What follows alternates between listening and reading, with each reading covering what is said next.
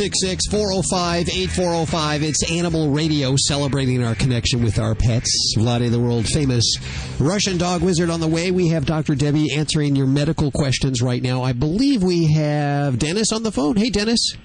Hi. How you doing? Oh, yes. Where are you calling from today? Southern California. Listening on XM? Wildemar. We're near the wine country down here. Down there? Where again? Wildemar? Wildemar is the name of the town, a small town, halfway between L.A. and San Diego. Oh, okay. Very nice area. Hey, listen, what's going on with your animals today? Well, I have a dog here that's about 8 years old now, and I just can't get him to stop lifting his leg and peeing on everything in sight. The other day I got a UPS package, and before I could get there, he already had it soaked down for me. Oh my gosh. Yeah, boy, he's been neutered. He was neutered at about 8 months old. He was a rescue dog, and but ever since we got him right after he was neutered at about 8 months old, and he's lifted his leg always. But boy, it's like out of control now. He wants to sign everything. Yeah, that's difficult to take that, I'll say. Now, does he mark in the house predominantly, or does he have... He's a guard dog. He's probably 3/4, maybe more, Great Pyrenees. Okay. And he's a guard dog for our alpacas. Oh, so he has a job then. Yes, he does, and he does a great job at that, too. He's really good at it. He's a very smart dog, and coyotes come around, boy, he's right there. Okay, so does he spend most of his time outdoors, or does he spend kind of equal inside and out? No, all the time out. He's outside all the time. Yeah, okay. The animals here. All right, so he's marking, so he has access to, like, the front of the house, the porch, things like that, where he's getting to the packages. Yeah, he has access all around the property. Mm-hmm. Okay. Wow, Dennis, the first thing that I'm going to say is that he's doing everything you're asking him to do. Is that he's an outside dog who has a job of protecting his property and keeping those other dogs, the coyotes, away. So he does that by his presence and by sending his scent around in the means of urine marking. It's going to be very hard for him to understand that that's what you want him to do in some situations, but not when the UPS guy comes around, or if something else comes onto his property that looks new, foreign, or like he has to mark his presence to that object. Does he ever urine mark on people? No, he never does that. No. Okay. He's great with people. He is fantastic with people and kids especially. He just loves them. Mm-hmm.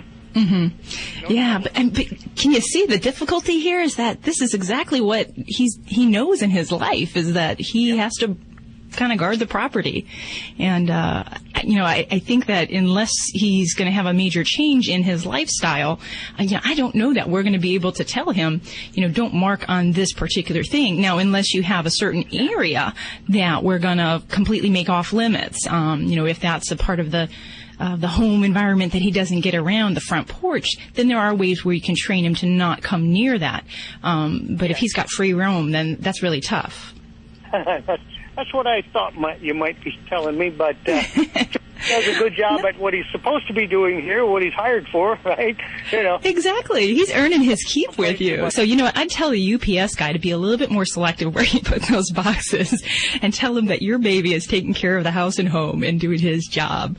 This is Dr. Debbie with Animal Radio. Give me a call at 1-866-405-8405. You're listening to Animal Radio. You can learn more at animalradio.com. Log on. Learn more. Those wacky guys from Animal Radio are on the road again. We're broadcasting live from the Queen Mary in Long Beach, California. It's the National Association of Professional Pet Sitters Conference, January 16th, 17th, and 18th. And I'm thinking you should be there. Learn the ins and outs of working with animals and make a great income doing it. If you can't be there live with us, listen in as it happens here on Animal Radio and learn more at petsitters.org.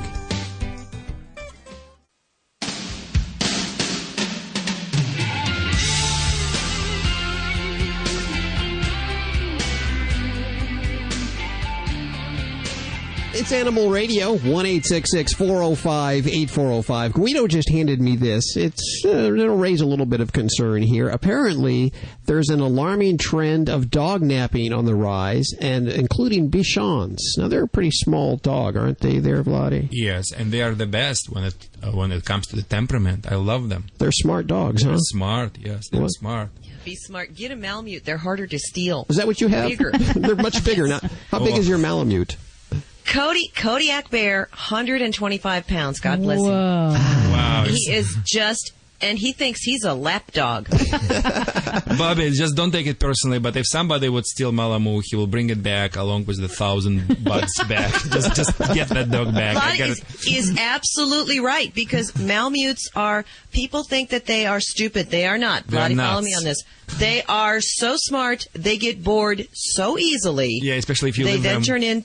Especially if you leave them home alone, they're gonna chew your home. You have to have to have them with you all the time, working, pulling your car in case it breaks down. It works great. And if you leave them in your backyard and exercise, your backyard gonna looks like after expedition, like an artillery range, you know.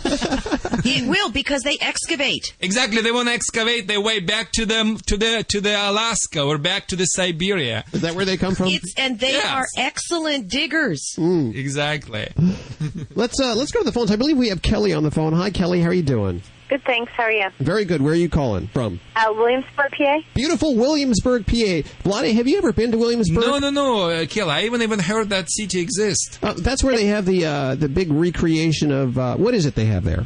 No, it's Williamsport, with a little. You're thinking Virginia. Oh, Virginia, Pennsylvania. Even you didn't know where that was. You asked me if I know. Kelly, do they have anything there? I mean, besides you. World Series? Oh, the Little League World Series, that's right.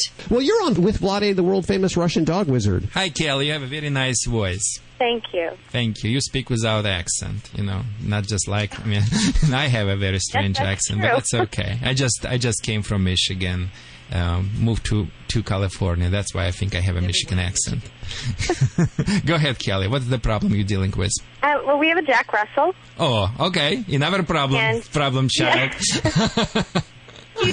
He seems to be a little feisty at times. I believe you. Yeah, it tends to be when he's around food. Okay, let me do this, Kelly. If I would solve one thing in your relationship, what is your dog's name? Tucker. If we could solve your most annoying, because I already feel that pain, because when you said Jack Russell, I, like a bloodhound from the distance, I smell your pain. But if we're going to fix just one thing with Parker, what would it be? Where do I start? Oh, no. Okay, go ahead. He gets crazy and he'll, attack us. And it happens in different circumstances. Okay. One, like I said, is around his food, and another, it seems to be when he knows that we're getting ready to leave to go places. Okay, you're talking about we. Who is we? How many people are you married? Don't get me wrong. I just for the record. Married with 2 kids, but he won't do it when my husband's around. It's only when it's the kids and I. Okay, so that's the problem, Kelly. Again, we're talking about leadership. We're talking about if the dog is. Do you have a female or male dog? Male. Yeah, that's the thing, guys. Kelly, and you, Hale, take a deep breath, because what I'm going to tell you're not going to like. But you know me. I always tell the truth as it is. Kelly, being female is difficult. No matter what society you live, or canine society, or the American so-called democratical societies, every male approaching to female is like reflex, automatically is expecting submission. Your male is not the stupid. He knows the order of the things. He knows what it's all about. But with all that says, you have a great opportunity to become the alpha female. Listen, Kelly, if the canine female decided to lead, she doesn't care about, if she's Democrat and what her gender is. All what she cares, she's the dominant bitch, and she's going to show to every male where their limits are. So my suggestion to you to become the alpha female. How? Through the leadership, through the structures. I would start to play on the Jack Russell cold shoulder attitude. Training the dog, it's like, Kelly, like dating the man. The more attention you give, the less you will get in return. Man and the dog, they're like hunters. They like to hunt, but they like to chase, but they hate to be chased. So start with giving zero attention. Basically, totally ignore the dog. The only time you don't ignore the behavior, bad behavior, but the only time you give the dog attention when you're feeding him or taking him to pee and poop. That's it. I would suggest you go to your local hardware store and get 2x4. No, not at this time.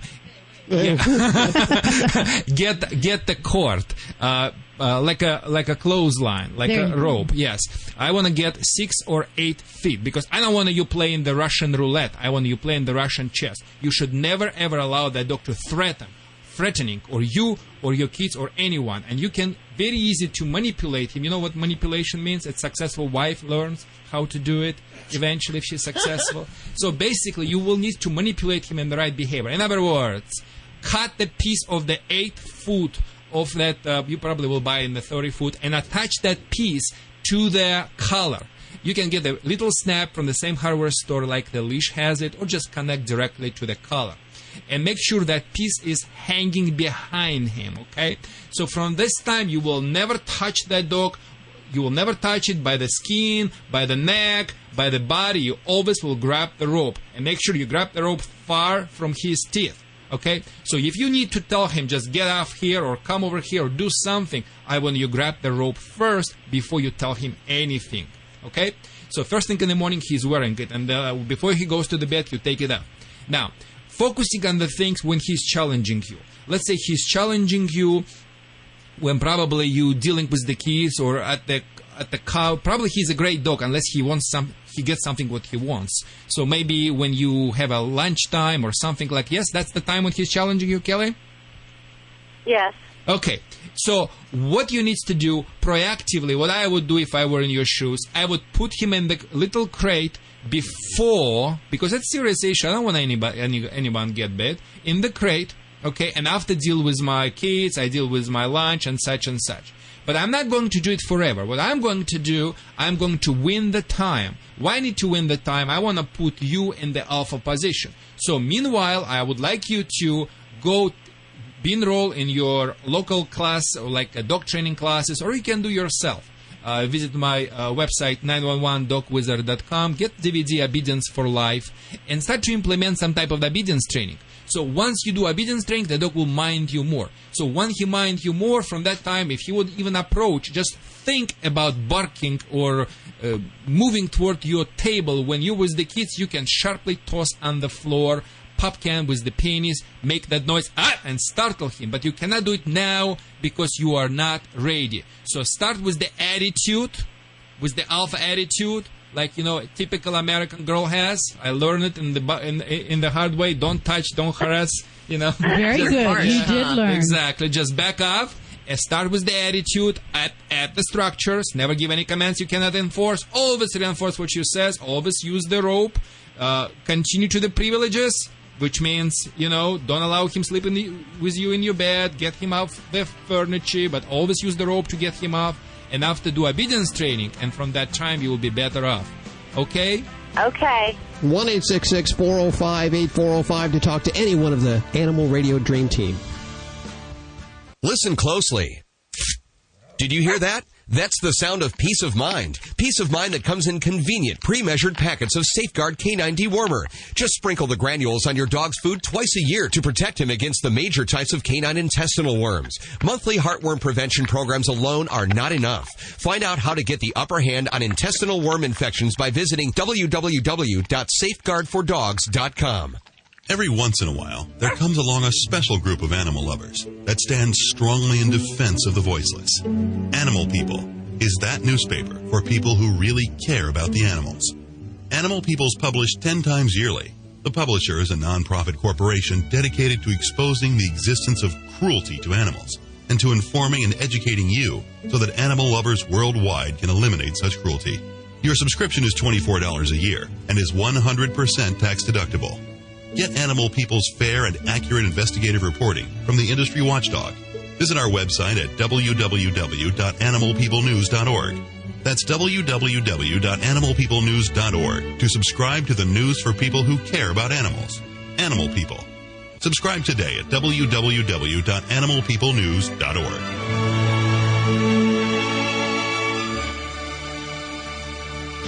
Hi, I'm Jay Moore, and as a sports fan, I can tell you there's nothing quite better than spending a day in the park playing catch with a beautiful lady.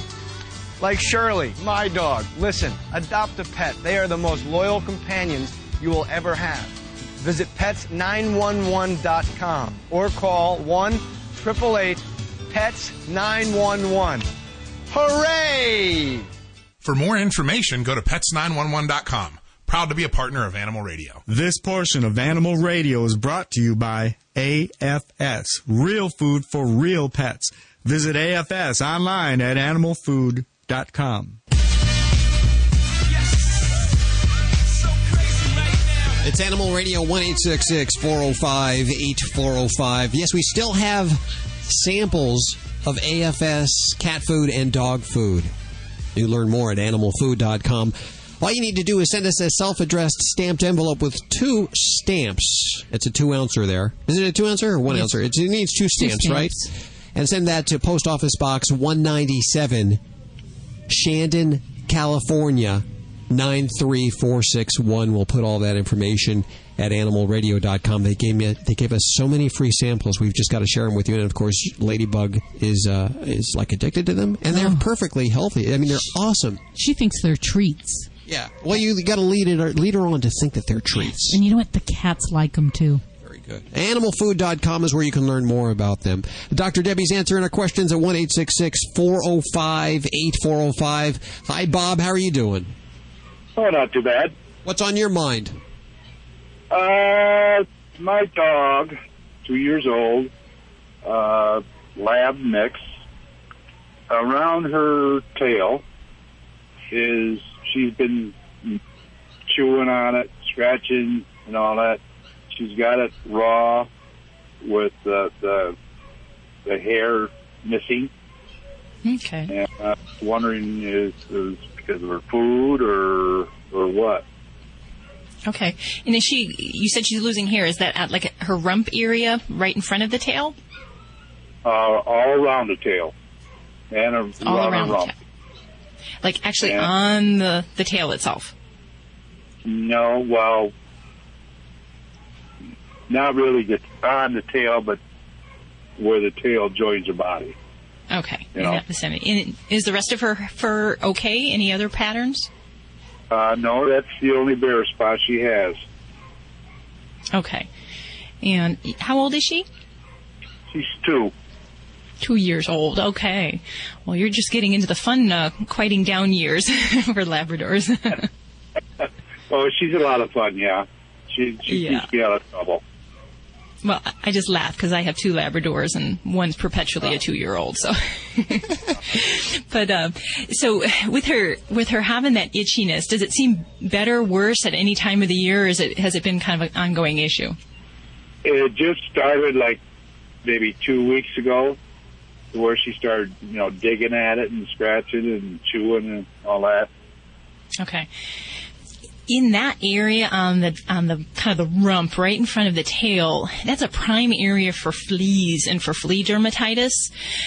So I would definitely want to make sure that we're addressing really vigilant flea control, because even one little bite from those critters can send a dog with a flea allergy into the itchies for weeks.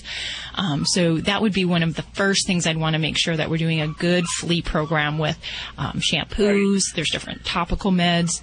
And you can kind of lift up the hair, and if you kind of push the hair backwards, sometimes you can actually see evidence of fleas, and that may be what we call flea dirt, where you see looks like pepper almost under the hair coat. So that might give us a clue that we need to really work on that flea control. But the itch. I haven't seen a flea on her. And it can be hard. I mean, these little guys the fleas are pretty tiny, so, you might not see them, but, look for that flea dirt. If you see that and you don't see any critters, it means they're still there.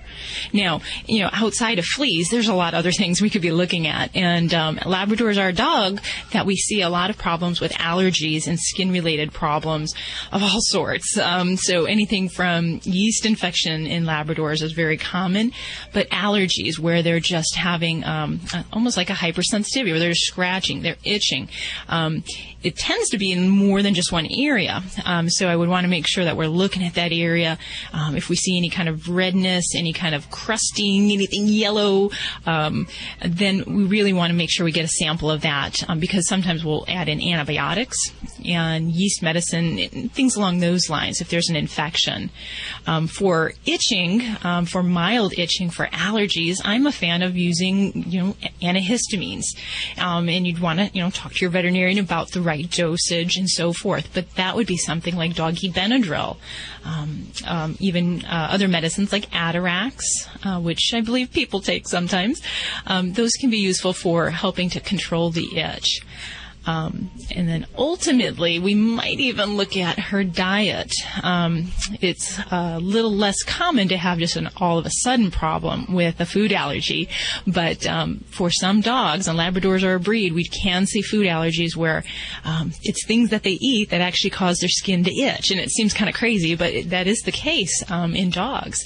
So sometimes I'll put them on a hypoallergenic diet to help try to manage that itch. But the big thing right now is if she's uncomfortable and she's having a hard time, I'd want to stop that itch, check for fleas, get her on some anti-itch medication, and then probably even some medicated shampoo. But the real big thing is we have to get a look at what's going on in that area. So I would see your veterinarian so they can sample that area and kind of get their eyeballs on it directly so we know which way we want to direct this. Because there's a lot of things we can do to help itching in dogs. Would this dino bite do any good? I'm not a particular fan of Dinovite. I think it has a lot of lofty claims of what it can do. And the only thing I really can say about that product is that it does have a fatty acid component in a multivitamin, which is a good thing in general. But to use that as a source of treatment for a medical problem on its own, I just can't get behind that solely. I think if she's bothered so much with this area, we really need to examine the area kind of directly, and that's going to be the most effective way that we can manage her itch. I don't think a product like that's going to hurt, but I don't think that we should look to that to be our source of the cure for your pet's problem. But definitely, I would get a good look at that skin and see what kind of anti-itch type medication we can get going there. Now, her food is I pretty much give her that moist and tender. Oh, the semi-moist stuff? Yes. The package is basically the only thing that betters that we got her. Would that cause any problems? Not that food would directly cause a problem that would result in this, but some dogs, just like people, can be allergic to certain foodstuffs. Some animals can have a reaction or a skin reaction to certain things. So like a person who might have a strawberry allergy, that particular food creates a change in their body. And for dogs, they can be allergic to things like corn, wheat, chicken, rice, you name it. So it's not really the brand of the food, I would say, is the culprit, but maybe some particular ingredients that don't settle well with her. So a lot of times if I'm worried about a skin problem and we're not going to get to the nitty gritty and we might not get to do as much I want to do to look at the allergy component, I'll just go to a grain-free diet. So that might be one thing you can try. And I'd say, something with a little bit more crunch might be a little bit better for her teeth than just sticking with a semi-moist diet. I would say we might be able to switch that a little bit, but I'm not going to blame your food. Well, like I said, it just come up on like 2 or 3 weeks ago where she started, gnawing or, biting at that area, and they're constantly doing it. Is the hair is gone now. This is definitely one of those times where sometimes I know Hal gives me a hard time because I say, you need to go to the vet, but you do. Go to your vet. I think you're going to need to go and have that looked at directly, because the eyes are going to tell the tale, and there may be some changes that we can pick up visually looking at that area that are going to give us a direction here. And I think that's probably going to be the best way I can advise you here, Bob, is that I can recommend a lot of medications, but your pet's going to be a little bit different. So right. I'm going to say check it out with your vet, and then we can see about getting on some anti-itch medicines and maybe some good medicated shampoos, because there's oodles out there that I can recommend for you. And go to your vet. Right, I plan on taking her to a vet when I get back home. So very good. Awesome. This is Dr. Debbie, and thank you, Bob, for that call. Give me a call at 1-866-405-8405.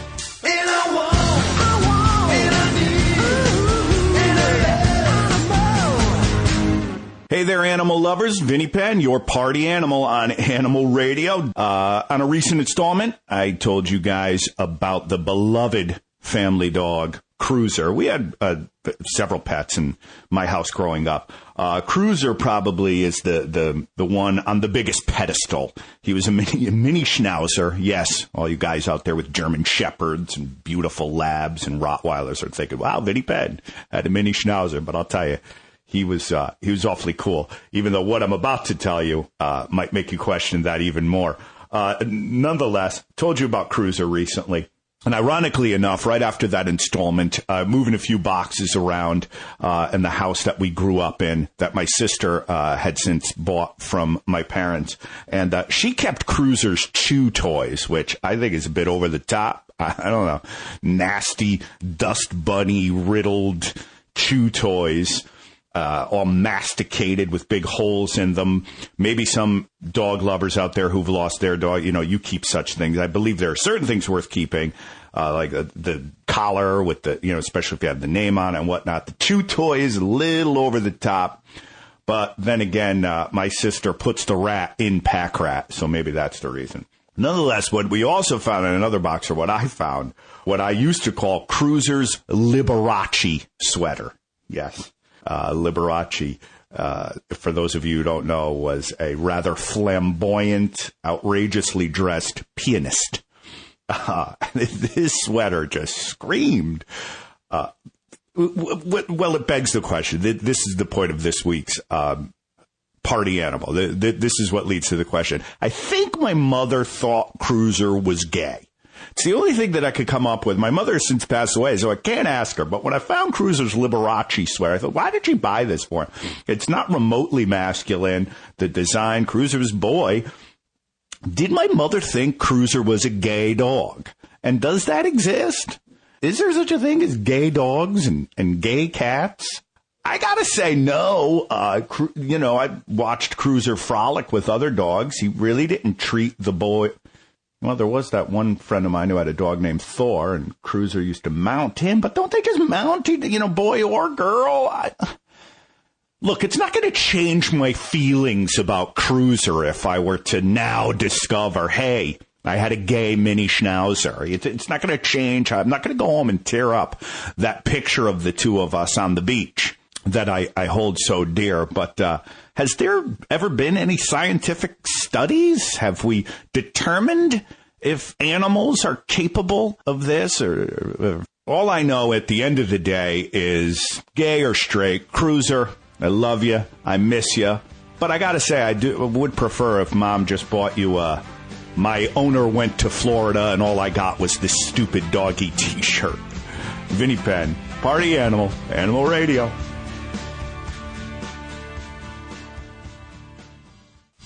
Celebrating our connection with our pets.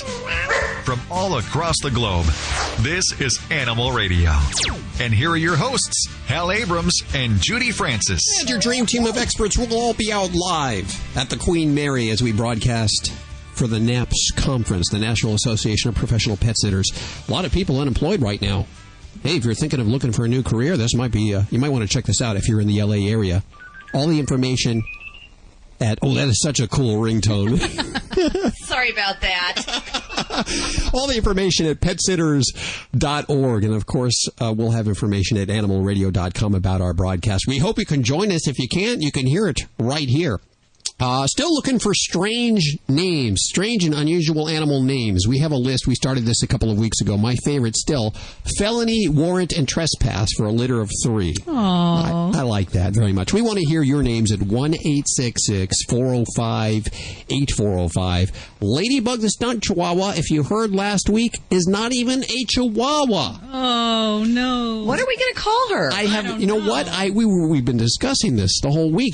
We've sort of branded her, and we have full-page ads coming out in several newspapers across the country with Ladybug the Stunt Chihuahua. Apparently, we were wrong. Yes. No Chihuahua in her. We believe she's rat terrier, although we're going to follow up on that. Is that correct? Yeah, we're going to try probably in a couple more months when they can verify those breeds to make sure that that is what she is. She could be a toy fox terrier or a toy rat terrier. Now, at this point, the monies or the monopoly monies have not been distributed yet. I think that's wrong. I had rat terrier. I think I'm close. Well, give me my money, even though I was totally wrong. We need to verify it with blood. No. Cheek swab. Just a cheek swab. No blood involved. We're not going to hurt the baby. Not going to hurt the baby. Okay. Let's do a quick check of the news. The phones are ringing with your funny names. We'll go to them next, right here. This is an Animal Radio News Update, brought to you by Simple Solution. I'm Bobby Hill for Animal Radio. The Food and Drug Administration is cautioning pet owners after receiving complaints about chicken jerky products imported from China. The FDA said consumers need to be aware of the potential risk associated with consuming the products and associated illnesses in dogs. The FDA first issued a cautionary warning to consumers in September 2007, but the agency continues to receive complaints of illness in dogs who've eaten the product. Down under, Aussie news organizations report the University of Sydney is looking into a connection between the illnesses and consumption of the chicken jerky. At least one Australian firm issued a recall for their chicken jerky products manufactured in China. So far, scientists have been unable to find a definitive cause of the illnesses. A family in Bellflower, California, have a microchip company to thank for getting their dog back home safely. Kobe the Terrier was found in Denton, Texas. That's 1,400 miles east of his home. How Kobe got there is a mystery. Wait, Whoa. Did you say 1,400 miles? 1,400 miles. 1,400 miles. That's not right, is it? No, that isn't. Okay, sorry. Let's go with 400 miles. Is it 400 miles? It might be 14. Where was it was from Denton, Texas to Bellflower, California. So if it's on the very eastern side of Texas, from Bellflower, California... You know, any way you cut it, it's pretty far. Yeah. It was far away. Needless to say, we don't know how Kobe got there. A stranger found him wandering around, picked him up. Turns out that Kobe, when he was adopted from the Southeast Area Animal Control Authority in Downey, was implanted with a microchip. Avid, the company who manufactured the chip, flew Kobe home last week to be reunited with his owners. And police in Salt Lake City's Utah suburb, they're on the lookout for a thief who struck on Christmas Eve of all days. Surveillance video at Smith's Food and Drug in Murray, Utah, caught the suspect in the act stealing a bone from the pet food aisle. The store's manager described the thief as four-legged, furry, with a tail. The dog was seen on the video, walked in the front door of the store, headed straight to aisle 16, where it grabbed a $2.79 treat, then headed out the door. Anyone with information is asked to call Smith's Food and Drug in Murray, Utah. I'm Bobby Hill for Animal Radio. Get more breaking animal news at animalradio.com. This has been an Animal Radio News Update, brought to you by Simple Solution, with a tip for pet messes. For liquid spills or urine stains, blot up the excess by starting on the outside of the stain, then move toward the center of the affected area. This will prevent the stain from spreading. You're not going to use those on me there, Vlad, are you? Not on you. Okay. 1-866-405-8405. It's Animal Radio. Vlade, the world-famous Russian dog wizard, he's just taken out several peculiar-looking items from his pockets. They look a little dangerous, but I believe they're dog training. You hope there's something dog training related. I'm telling you, Bobby. I'm telling you that. And then, of course, you should see the scene in the studio right now. It's so idyllic. We have Judy who's just cooing over her little baby. She has her moments. Okay, I know what she's that not. She's not perfect yet. What would you say is her worst moment? She seems to be very quiet. She seems to be sleeping every time but she has what I call a little Diablo moment, her little devil moment. She just, it's almost like her head spins 360 degrees. Little things comes out, and she gets real nippy and just kind of wild for a second. Vlade, you'll have to help us with that in a second. But first, let's hit the phones. I believe we have... hi, who is this? This is Richard Abramson. Hello. Hi, how are you doing?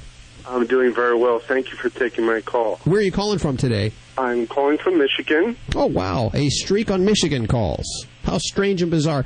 You're on with Vlade, the world-famous Russian dog wizard, also from Michigan. Hey, Richard. How are you? I'm doing well, Vlade. Thank you for taking our call this evening. Thank you so much for calling, and let me help to sort out your problems with your pet. So what is your problems? Yes, we have 3 Bichons and Maltese, and when we walk them and they see other dogs... I love this breed. Go ahead. They bark when they see other dogs and sometimes lunge at the other dogs, even though they're much bigger than them. And I was wondering how we can get them to stop doing that. So in other words, your dogs are barking and you have a problem, Dr. Richard, to stop them from barking, yes? Yes, that's correct. Yes. Once I spoke with one human psychologist, she kind of advised me to ask the clients who having the same issue to ask the question, Richard, would you think you have some type of the problems also maybe with the humans to maybe respect your authority? It's quite possible. Yes. So they see it's a very kind of line in correlation, Judy, yes, between those two issues. Yes, there is. Yes. So what I'm going to teach you today, Richard, to be the alpha male. Okay? Yeah. So the alpha male says once. And after that, you have to deliver the consequences. Now, by the consequence, I don't suggest grabbing 2x4 or AK-47 and such and such. Not a good idea. But the dogs learns in different way than the humans. Listen, people, let me explain you how the humans learns very quickly, how the dogs learns. Humans learn in 3 ways. By the consequences of their behavior, by the consequences of somebody's behavior, and by imagination, by analogies. In Russia, we say just stupid people learn by the consequences of their own behavior. Smart people learn by the consequences of somebody's behavior or experience. Dogs learn just in one way, by the consequences of their own behavior. So this is up to you to deliver motivational consequences. Now, if the dog barks, you need to do something to tell them, I don't want you to bark. So I just have 2 amazing toys for you to choose to pick. One of them by the name Pet Convincer. What it is, you push the button and just spray off the air. Very humane. Sounds like this. Oh, I didn't do that in my eyes. Jeez. He is faking. It's a great guy. And the second is some type of the air horn. It sounds like... And that cleared out my ears. And what it will do, it will momentarily stop your Bichons, Maltese from whatever wrong they are doing. From that time, you will laugh and look at them and say, good girls, and maybe give them some piece of the cheese, or Polish cheese, or American vice versa, Polish kalbasa or American cheese, and basically give them a lot of motivations once they stop of barking. Now, this will address the symptoms of your problem. If you want to eliminate the cause, please absorb that physical and mental energy out of your dogs by working with them routinely, 2 times per day, 30 minutes with each of them, walking around. Let's go. Just take them for a walk, do sit stay, down command and such. Do you know, Richard, 1 minute sit stay takes as much energy as 1 mile to run? Your dog will you will collapse if you put the dog in the sit stay position. Judy is right now sitting how many minutes? You're about to collapsing too. Yes, I am. I've been sitting here for quite a while. Exactly, next to your baby. Anyway, it's a second story. She's so mommy, I just cannot watch that. Okay, and you're distracting me all the time. Okay, so I want you to do this mental exercise with your dog by doing obedience training and absorb that mental energy out of its mind. I want you to do some physical activities with your pets by doing some physical exercises. Get your dog in the backyard or in the basement. We have a Michigan basement. In California, you guys don't have it. You know, we have. So, in other words, get them to run back and forth. Buy the cat at the worst case. Sorry. Hey. No, I'm kidding. Yes, but get them do something with their mind and something with their body. Get the physical and mental exercises, and by doing this, you will definitely absorb all those negative energies, and from that time you will be boss because you're gonna direct those activities through the day. And when they do bad, use please pet convincer or air horn when they're bad, and when they're good, give them cheese or Russian kalbasa. Listen, Richard, I also would like to give you some gift. And listen, everyone who is calling today is going to give the gift from the Vladi. Oh, wow. Yes. Bottle of vodka? No, I guess not. No, we can't do that on air. No, they'll confiscate all of them. But I'm going to send you great products. I use it for my own dogs. You lucked out. Boy, you got a... Oh, wow. Thank you for the advice, and thank you for the products. That was wonderful. I really appreciate the advice and the help. Thank you so much for calling us. Thank you. Take care, folks. Thank you. Good night. Bye. 1-866-405-8405. You're listening to Animal Radio. You can learn more at animalradio.com. Log on. Learn more. This portion of Animal Radio is brought to you by Safeguard Canine Dewormer. Did you know that your dog could have intestinal worms even if he's on a heartworm prevention program? For more complete protection, deworm your dog twice a year with broad-spectrum Safeguard Canine Dewormer. To find out more, visit www.safeguardfordogs.com. Every year, there are millions of pets in animal shelters across the country just waiting for a loving home. I'm Mike Farrell with a very simple message. If you're thinking of getting a pet, please adopt. To easily locate your closest place to adopt, call Pets 911 toll-free at 1-888-PETS-911. It's easy, it's free, and it gives a pet a second chance at life. Together, we can ensure a better future for our pets. For adoptable pet listings in your community, go to pets911.com. Pets 911, proud to be partnered with Animal Radio. Listen to the news. 2 dogs rescued from a locked car. Emergencies can happen anywhere, anytime. They can even affect your pets. In other news, a local policeman saved a cat today. Being prepared and knowing what to do can be the difference between life or death for you and your pets. The same Red Cross you know and trust is the leader in pet first aid preparation and education. Look for dog or cat first aid guidebooks with DVDs online at redcrossstore.org. Or contact your local Red Cross chapter for more information. The Red Cross is helping protect our pets. This portion of Animal Radio is brought to you by NAPS, the National Association of Professional Pet Sitters. Let NAPS help you achieve your dream of a financially rewarding and fun job by providing you with the education and tools you need by visiting www.petsitters.org. Fido-Friendly magazine. Perhaps you can do without it, but for kibble's sake, think of your dog. At last, a voice for us traveling canines. Until now, few have taken mobile pooches seriously. After all, who appreciates warm shelter and a comfy bed more than a dog? Fido-Friendly, the travel magazine for you and your dog. A quarterly guide to Fido-Friendly accommodations in the United States and Canada. Because if Fido ain't happy, ain't nobody happy. Subscribe at FidoFriendly.com. Your dog will thank you. Woof. Celebrating our connection with our pets. From all across the globe, this is Animal Radio.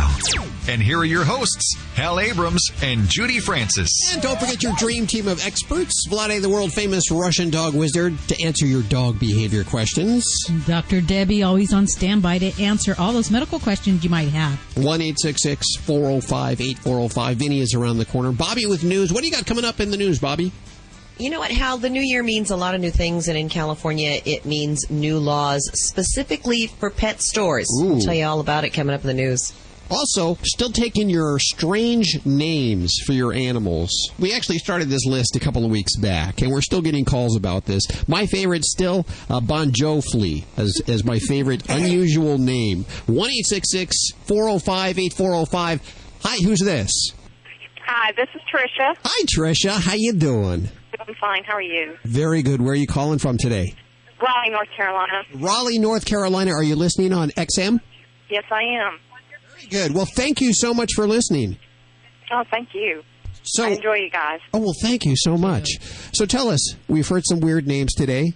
I've got 2 rat terriers, Petey, and I call him Petey Weedy sometimes because he's so tiny. Petey Weedy? Yeah. And he's such a sweetie. And then Petey Weedy the sweetie. Yes. Okay.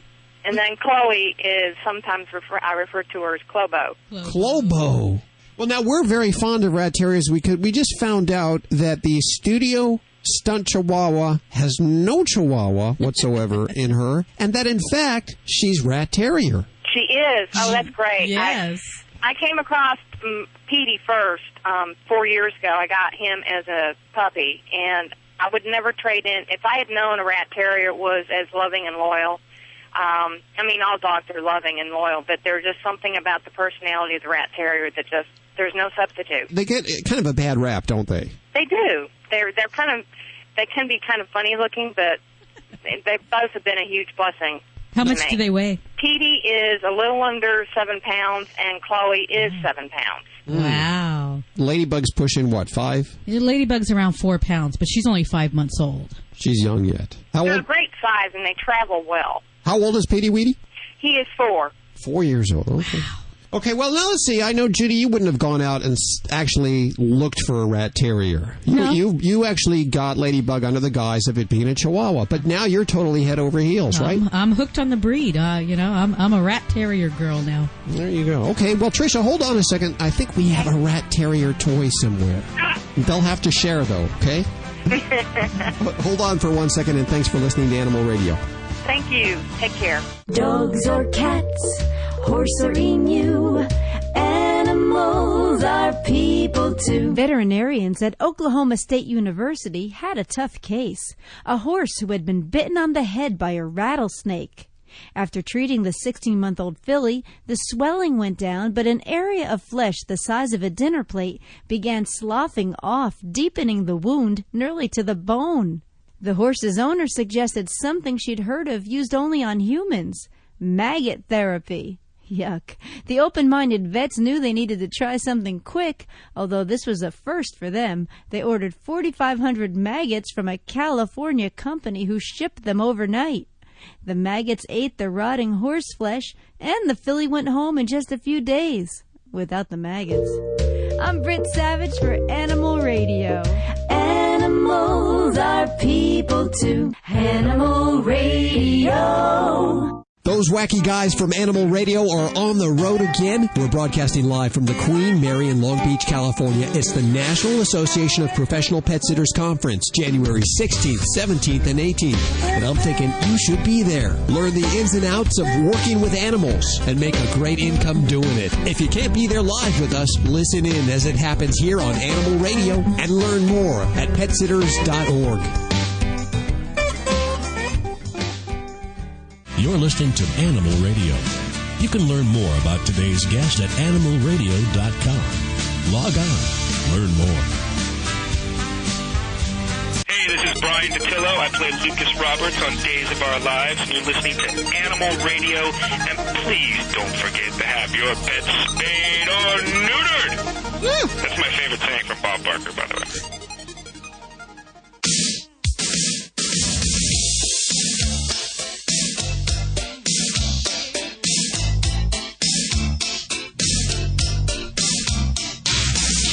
1-866-405-8405. This is Animal Radio. You lucky dog. I'm Hal Abrams. Judy Francis just went to take the dog. Oh, you're back with the dog already. Dog had to go potty? She had to go quickly. She had to go quickly. Yes, she did. We have Doug on the phone. Hey, Doug. Hi. How are you doing? Not too bad, thanks. Where are you? Are you driving? Yeah, I'm in Ohio. I'm a truck driver, and I'm in Ohio, heading for New York. What's going on? You have your pet with you there? No, they're at home. I have 3 cats. 2 of them are sisters, and we've had since they were kittens. And then we picked up one from a farm that was somebody had dropped it off and it had been declawed and neutered or spayed.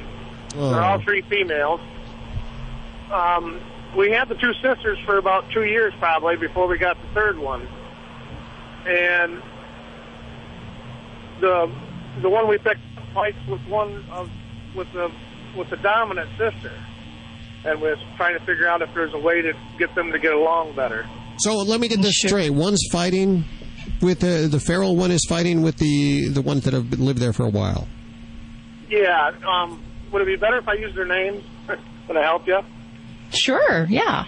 Let's keep it personal. Long as they won't sue you. The two sisters is Shadow and Whisper. Shadow is the dominant of the two sisters. And then the one the stray we picked up is Sammy. Sammy, okay. And how long have you had Sammy in the home? For about for just almost a year now. Okay. And has it been this way the whole time that they haven't gotten along, or is that more recently?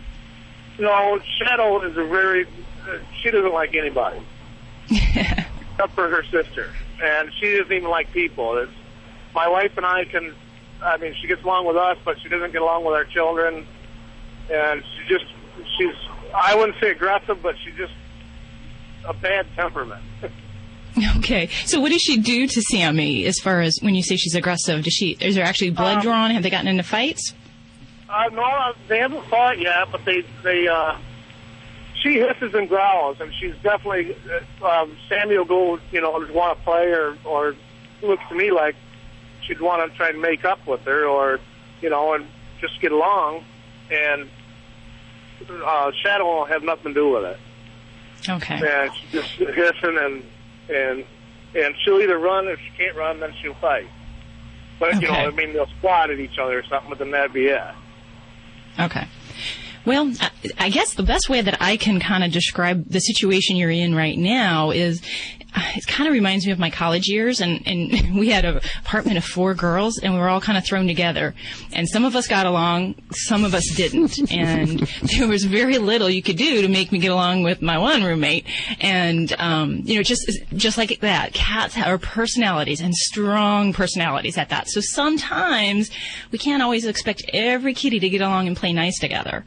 If there's some growling, hissing, and some posturing going on, that's cat communication. And that's basically, one kitty saying to the other, hey, let's play. The other one's saying, no, get out of here. I don't want to have time for you. And that's their language. So if we're not getting actual injuries and we're not having blood drawn or behavioral problems, elimination problems, if someone's using the bathroom out of the litter pan, things like that, then, you might just kind of have to allow them to express themselves and kind of look the other way. Okay, well, that's fine, too. And then that was my next question was, too, is Sammy has a bathroom issue. She pees in the house, but she'll poo in her box, but she won't go pee in the box. Oh, okay. And she'll go to the door to go outside, and we try to let her out as much as we can, but we can't always be there to do it. Okay. So we are having a little litter pan issue there. And that can be sometimes a symptom of some of these inner cat aggression and personality things. So my first question about that is going to be, how many litter pans do you have in the house? Just one. Oh, my gosh. That's what's the problem. The rule? We all know the rule. Let's recite together. What's the rule? One more litter pan than cat. Oh, okay. So you need to at least create several other potty sites for these kitties in the house, because sometimes that posturing, that hissing, that growling can be a way of that kitty saying, this is my bathroom area. You're not coming around here. So you definitely need to get different locations elsewhere. And especially if Sammy has certain areas of the house that she frequents a little bit more, you want to make sure you give some to her, because cats are definitely going to have preferences, and there's going to be territorial issues over those litter pans. So, yeah. No, and the other thing I like using as well for cats, especially when we've got personality issues, will be things like pheromones, the natural scent hormones that you can get in plug-ins for cats. And that kind of helps with some of the anxiety, some of the inner cat issues. And it's just something they smell, and it kind of helps to exude a sense of calm in the kitties. So that might be something you can pick up from your local pet store or your veterinary office, and it might kind of help maybe cool the waters a little bit for you. Is it just any kind of pheromone, or is there certain pheromone that I should look for, or? There's just the one for cats. Yeah, so it's just a cat pheromone. One of the brand names is Feel Away, but there's other, brand names out there. So yeah, give that a try, and I hope that helps to settle some of the cat battles in your household. There, Doug. Dr. Debbie with Animal Radio at 1-866-405-8405.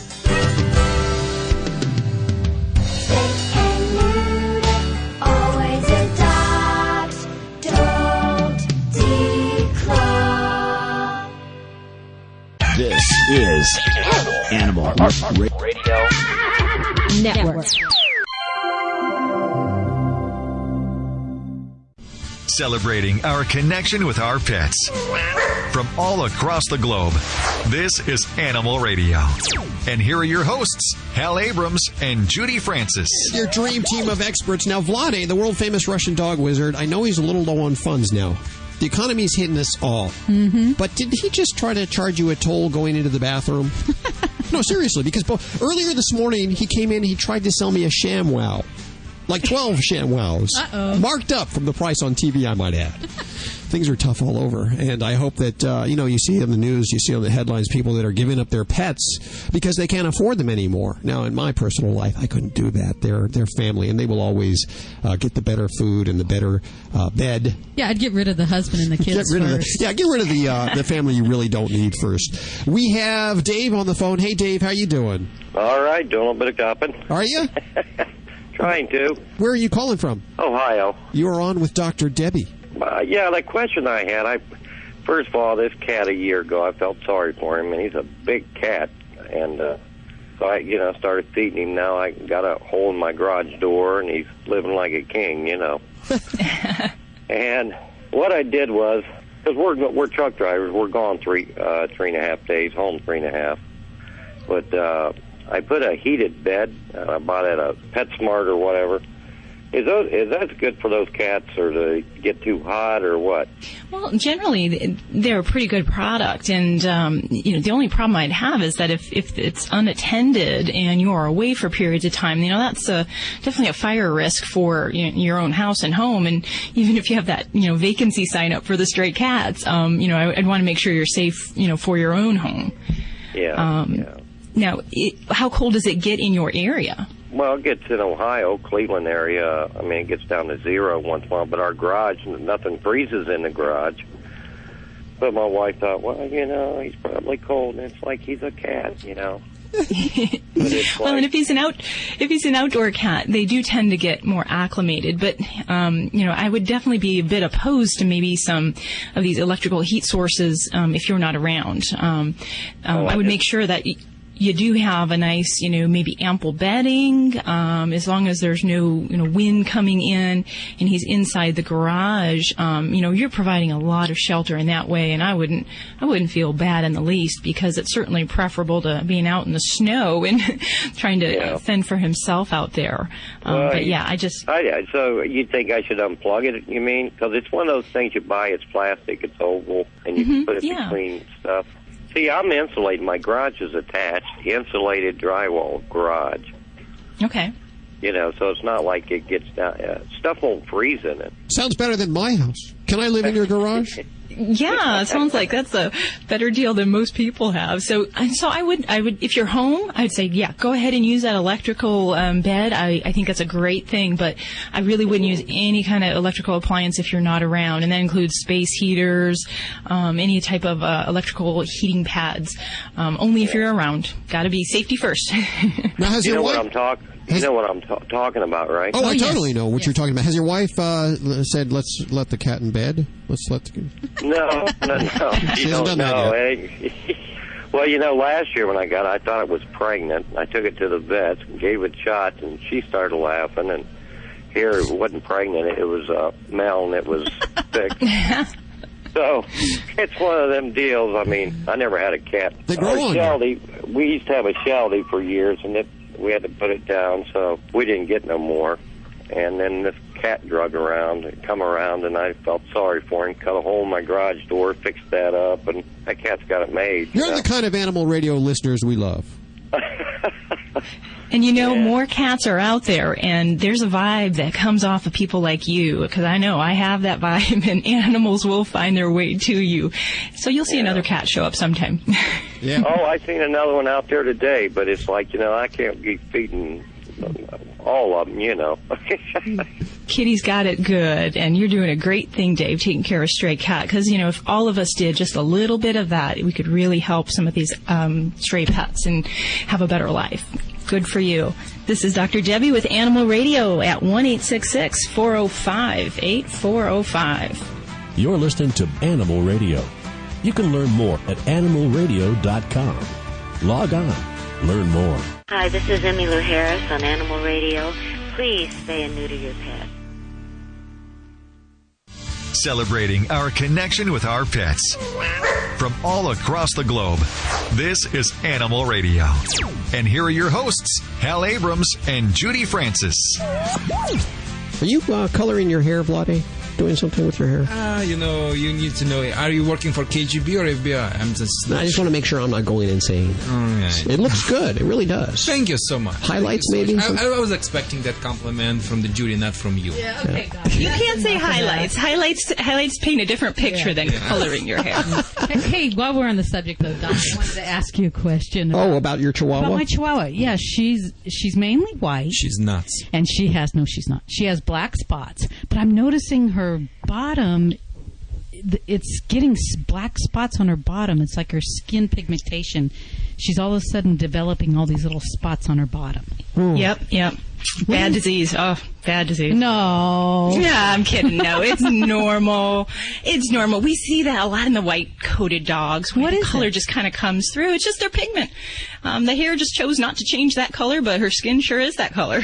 Stop being the mommy, Judy. Well, I'm worried she has these spots, and it's like a spotted fever disease or something. It does have a spotty butt, but I think it's okay. Okay, well, good. Thank you. Dr. Debbie, she looks under her tail all the time, Just, come on, it's enough. She's looking for problems there. Yeah, if she's looking for the problems, she will find them, 1-866-405-8405. What does that spell? Well, we don't know. We haven't figured it out yet. Kaflugana? You figured it out? Yeah, it's easier just to remember. Remember the number. Like Jan did. Hi, Jan. How are you doing? It's Sam. Oh, it's Sam? Yes. Hey, Sam. How are you doing? Good. How are you doing today? Very good. You're on with Dr. Debbie. Hi. Hi there. Oh, you're on with Vlade. Sorry, Sam. I guess the Hal had a little bit vodka today. Too much vodka before the show. That's why he's confusing. But anyway, I would be more than happy to address your issue together with Dr. Debbie. As a matter of fact, go ahead, Sam. You are with the Vlade, which is a world-famous Russian dog wizard. Thank you. See, I trained Hal well, very well. Okay, so go ahead, Sam. What is your problem is? I have a little Shih Tzu. Her name is Fluffy, and she's 5 months old, and we're having an issue with her biting my wife and my daughter's toes. What? But she stays away from me because I correct the behavior. I tell her no. You're the man. You're the man. Okay, go ahead. When my wife and daughter tell her no, she seems to ignore them, but she's listening to me. And then the other issue that we're having is every now and then she'll be laying in her bed, and my daughter will go over to pick her up, and she'll growl. Wow.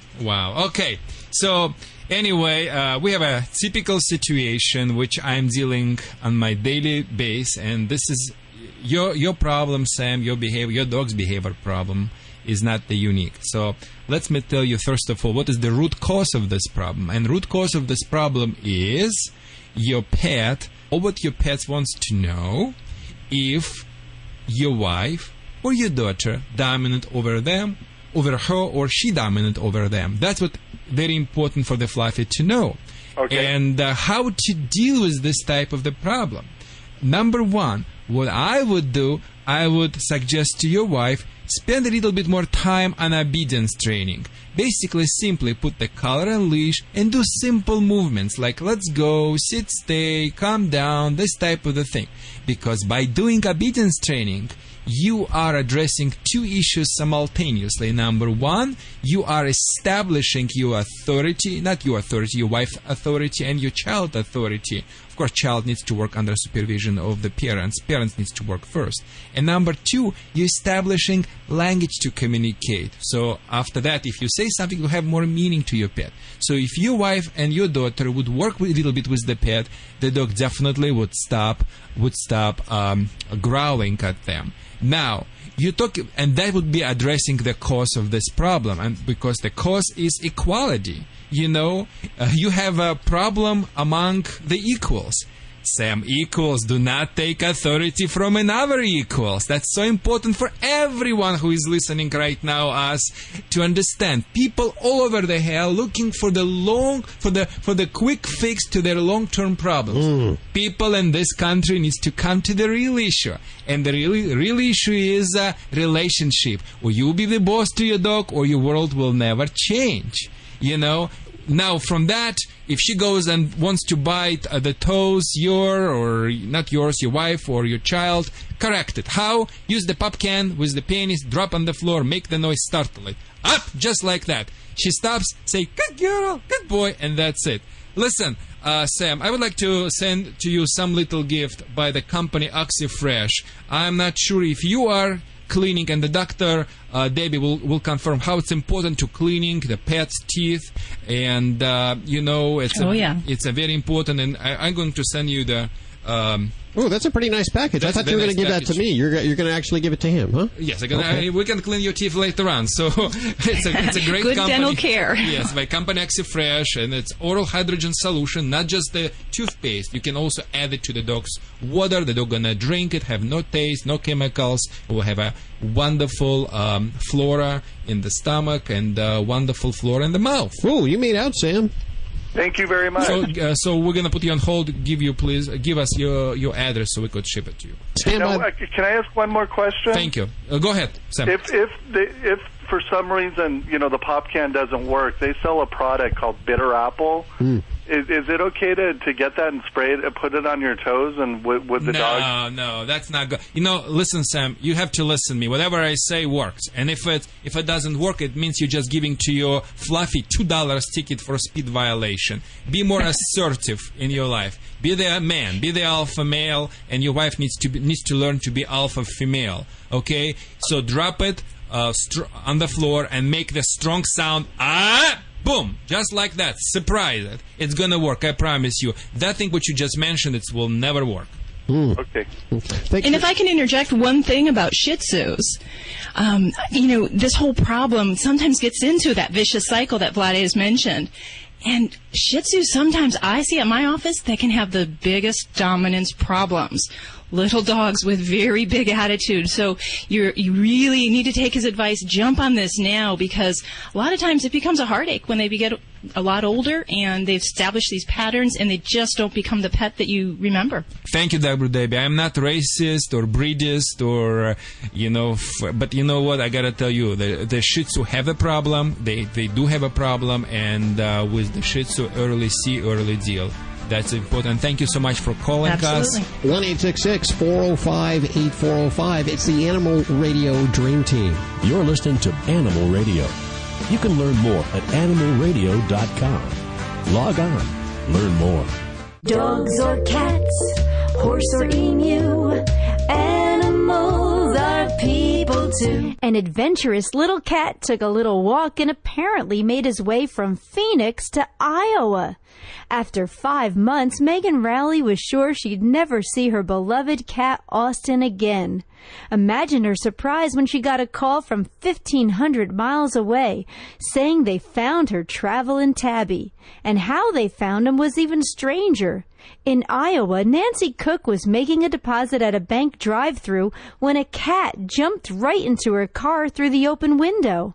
Austin landed in her lap, and as luck would have it, Nancy worked as an animal tech at the Avondale Cat Hospital, where Austin's owner was located by Austin's microchip. That's amazing. I'm Britt Savage for Animal Radio. Animals are people too. Animal Radio. Hey, this is Artist Knox, Groomer of the Year, and when I'm rolling in my vehicle, I'm listening to Animal Radio with Hal and Judy. Get at me! Animal Radio is being brought to you by the American Red Cross, providing you with information and training to protect the dogs and cats you love. For more information, visit redcross.org or petcentric.com, a proud supporter of the American Red Cross. Listen to the news. 2 dogs rescued from a locked car. Emergencies can happen anywhere, anytime. They can even affect your pets. In other news, a local policeman saved a cat today. Being prepared and knowing what to do can be the difference between life or death for you and your pets. The same Red Cross you know and trust is the leader in pet first aid preparation and education. Look for dog or cat first aid guidebooks with DVDs online at redcrossstore.org or contact your local Red Cross chapter for more information. The Red Cross is helping protect our pets. Listen closely. That's the sound of peace of mind. Peace of mind that comes in convenient, pre-measured packets of Safeguard Canine Dewormer. Just sprinkle the granules on your dog's food twice a year to protect him against the major types of canine intestinal worms. Monthly heartworm prevention programs alone are not enough. Find out how to get the upper hand on intestinal worm infections by visiting www.safeguardfordogs.com. Have you been dreaming of that special career that not only offers you great financial rewards, but is also really fun? You found it. Pet sitting is becoming one of the fastest growing home-based businesses in the country today. NAPS, the National Association of Professional Pet Sitters, can help you achieve that dream. NAPS will provide you with the education and tools you need just by visiting www.petsitters.org. That's NAPS at www.petsitters.org. Hey, you want to keep a secret from your dog? It's the new fish sticks from Canine Caviar. They're good for your dog's teeth, gums, and also his achy joints. And fish sticks from Canine Caviar are 100% natural, completely digestible, and contain no chemical preservatives, additives, or fillers, and they're low in calories. But don't tell your dog that. All they care about is that they taste good. Get your dog fish sticks at caninecaviar.com. That's www.caninecaviar.com. It says turn your head and cough. And it's Animal Radio, 1-866-405-8405. Hey, Guido, can you give me like a 10-second countdown before we go on air? Thanks. A little embarrassing. Really, 1-866-405-8405 to talk to Dr. Debbie, to talk to Vladi, the world-famous Russian dog wizard, to talk to Vinny. Yeah, he's answering your questions. If you have, like, comedy, if you're writing comedy, he can help you write some comedy. He has a book that's going to be a bestseller out now. Check it out at Amazon.com. It's called Guido's Credo. And I don't know if he named it after Guido, our engineer here, or not. Also, Bobby Hill on the way with the news. Hi, honeys. How are you? I'm like, wait, hold on. I have to lay this down for once. I was watching Harvey. It's on TCM, my favorite movie. What's Harvey? With Jimmy Stewart and the big invisible white rabbit. I don't know if I know that. I don't know that one. I've never heard of it nor seen it. Well, it's because you guys aren't as old as I am. Oh, okay. Hey, what's that in the bed? That's interesting. What is that? Pencil sharpener. You know, it kind of sounds like a vacuum cleaner. No, we don't vacuum around here. Sorry. More details about the NAPS conference, NAPS being the National Association of Professional Pet Sitters. Yeah, a lot of people looking for a job right now. This guy over here that we're going to be talking to worked in the stock market, was a day trader, gave that up to be a pet sitter, and now he runs a six-figure year pet sitting business. Wow. And he gets to hang out with the pets all day. Pretty cool job. Almost like ours. We don't get paid that much, but we get to hang out with the animals all day, the animals and the pets. Hi, Kim. How are you doing? I'm good, thank you. How are you? Very good. Where are you? I'm in Alexandria, Virginia, so I'm in the Washington, D.C. area. Okay, and what's up with you today? Oh, well, I adopted this beautiful male Maine Coon from a family about a year ago. They had to give him up because they had a baby who he was trying to assert his dominance in the household, and he was starting to attack the baby. So clearly the infant had to come first, and so they had to give him up, and I adopted him. And he's a healthy, happy, well-adjusted cat in every way except he chews everything like a puppy, and he's destroyed hundreds of dollars of worth of stuff. It's furniture, clothing, cables, plastic, metal. I mean, it's, and then metal? I tried He chews metal? Yes, metal. Metal hangers from the a dry cleaner.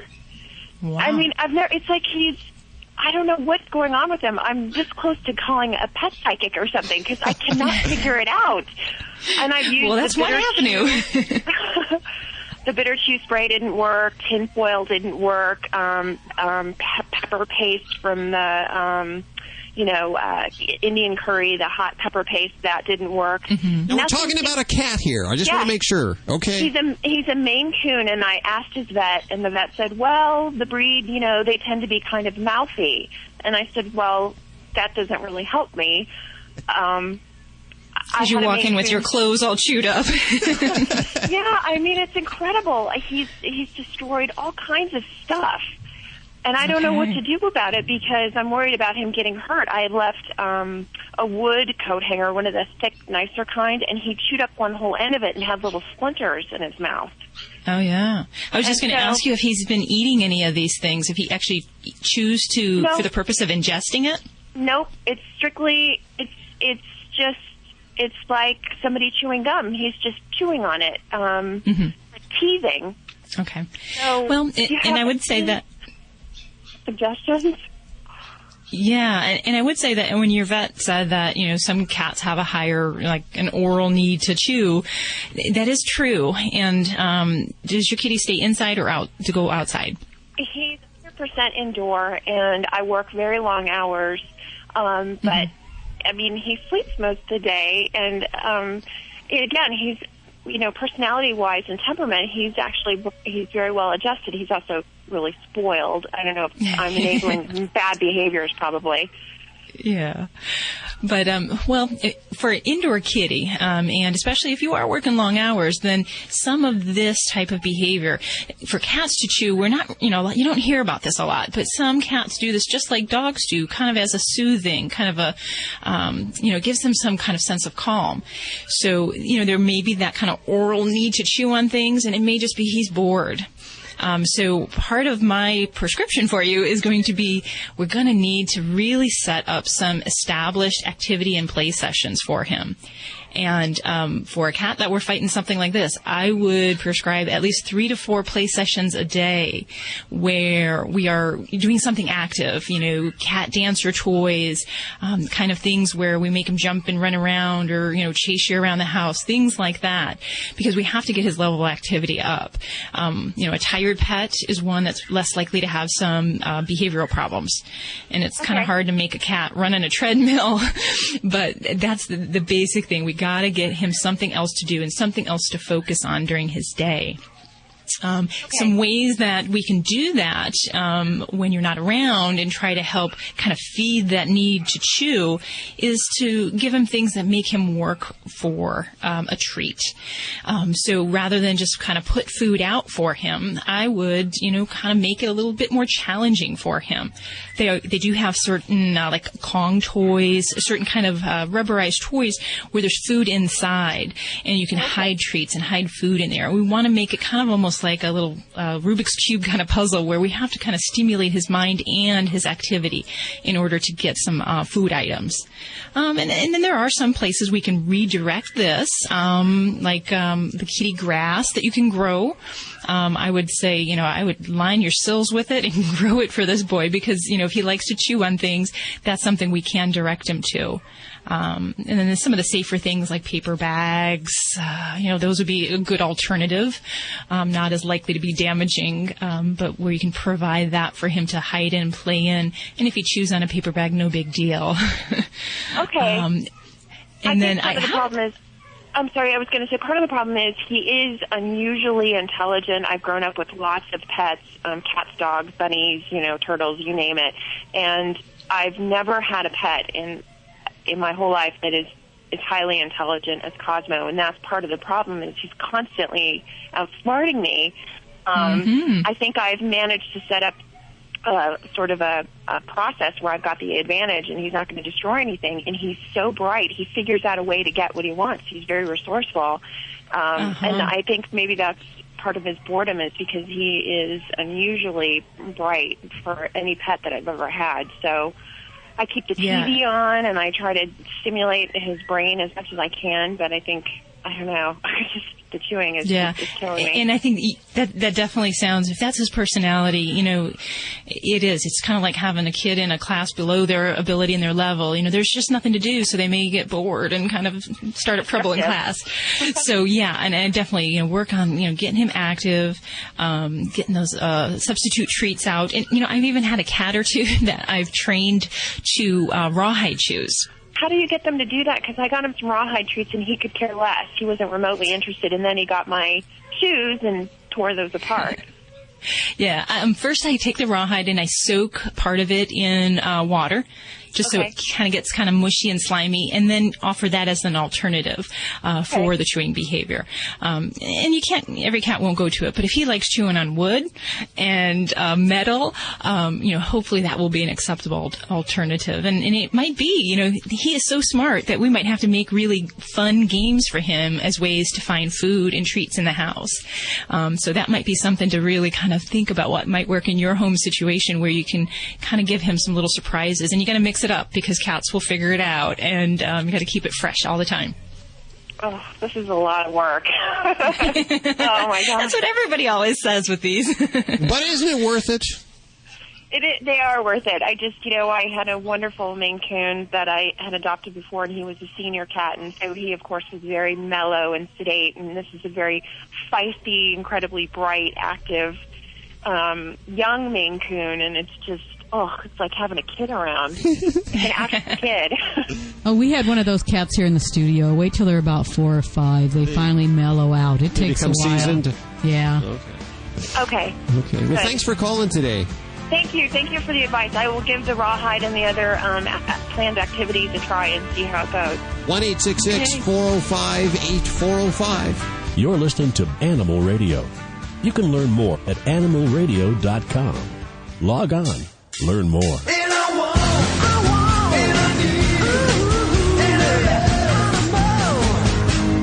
Back again. Vinnie Penn, party animal. I left a lot of you hanging in the balance last time around. The first ever 2-part party animal. And here it comes at you. Reflecting a bit on a few weeks back, the holidays. Got into a bit of a bickering match with someone. A buddy of mine has got the greatest dog in the world. His name is Spaz, and it fits.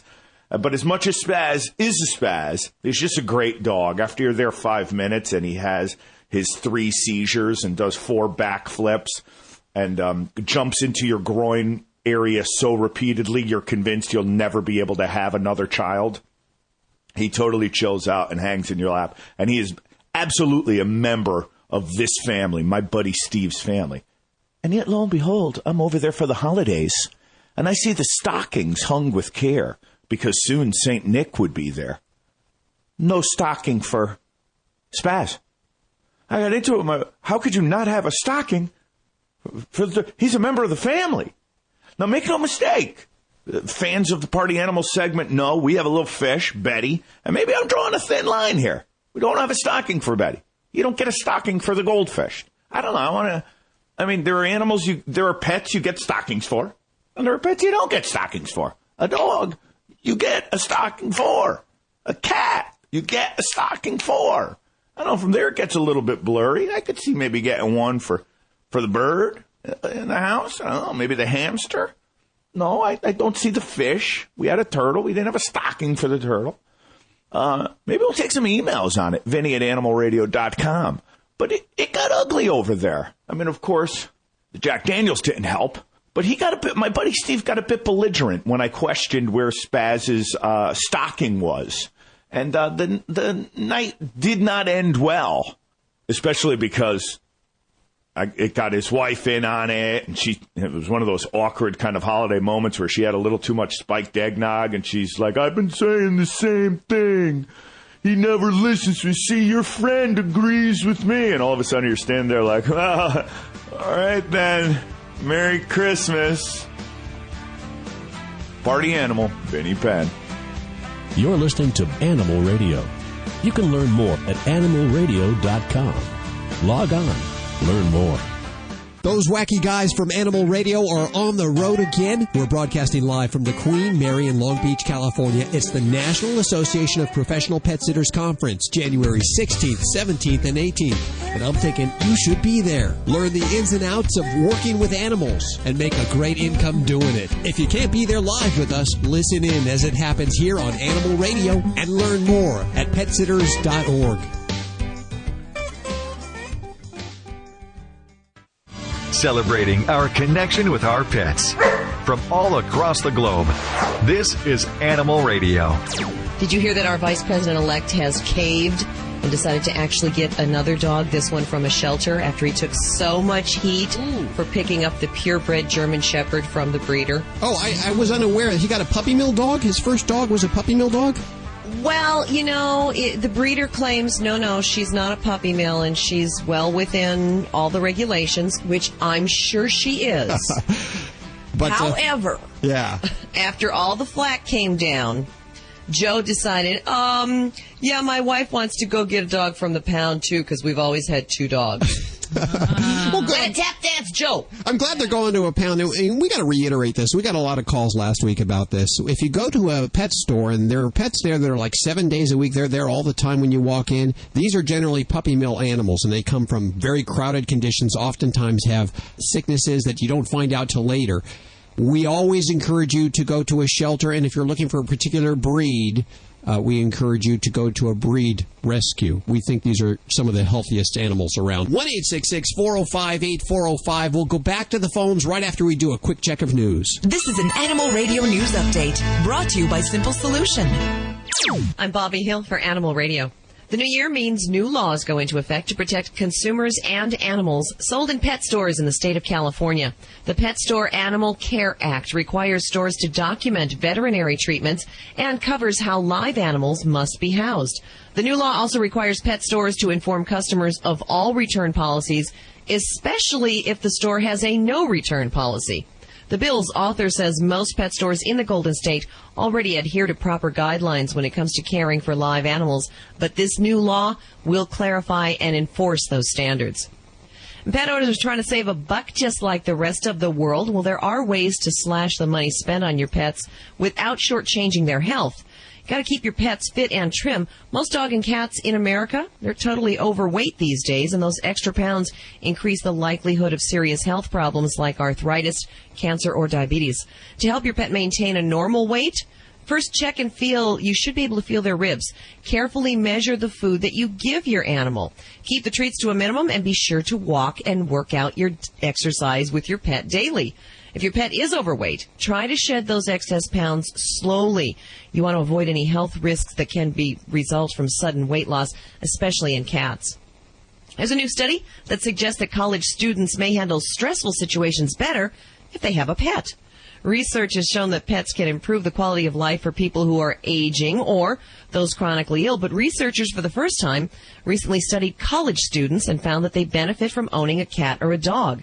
The Science Daily reports nearly a quarter of college students surveyed believe that their pets help them get through difficult times, like studying for midterms or finals. Students who choose to live with at least one dog, one cat, or any combination of the two were less likely to report feeling lonely and depressed. I'm Bobby Hill for Animal Radio. Get more breaking animal news at animalradio.com. This has been an Animal Radio News Update brought to you by Simple Solution with a tip for pet messes. For liquid spills or urine stains, blot up the excess by starting on the outside of the stain, then move toward the center of the affected area. This will prevent the stain from spreading.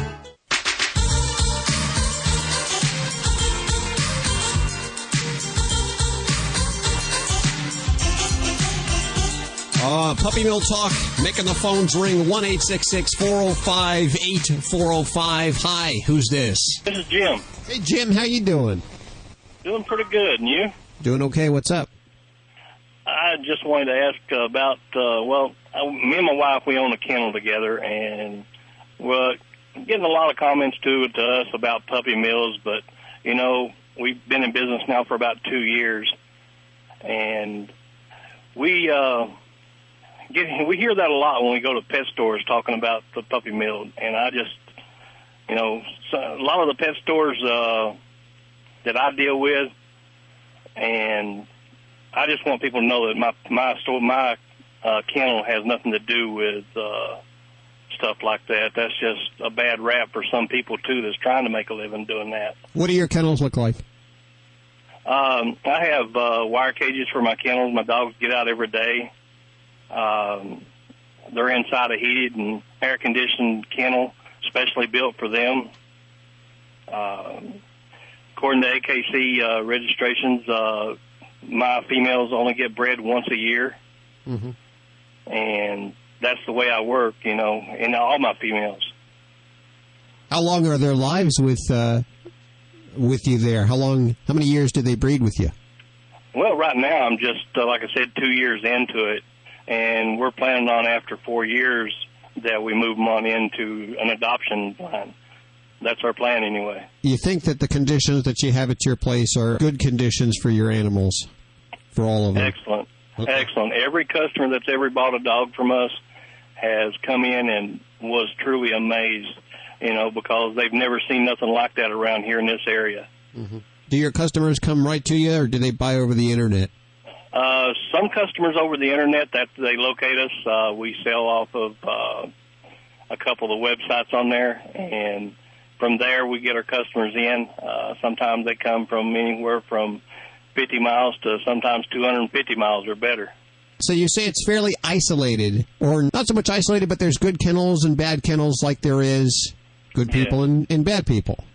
Yes, I do agree. There's from what I've been told, too, there's been a lot of inbreeding, like you was talking about earlier, over in Chicago area. That's what I heard about that, and that just kind of deterred me a lot from that stuff over there. So I'm glad some of my dogs are going there. Okay. What kind of dogs are you breeding?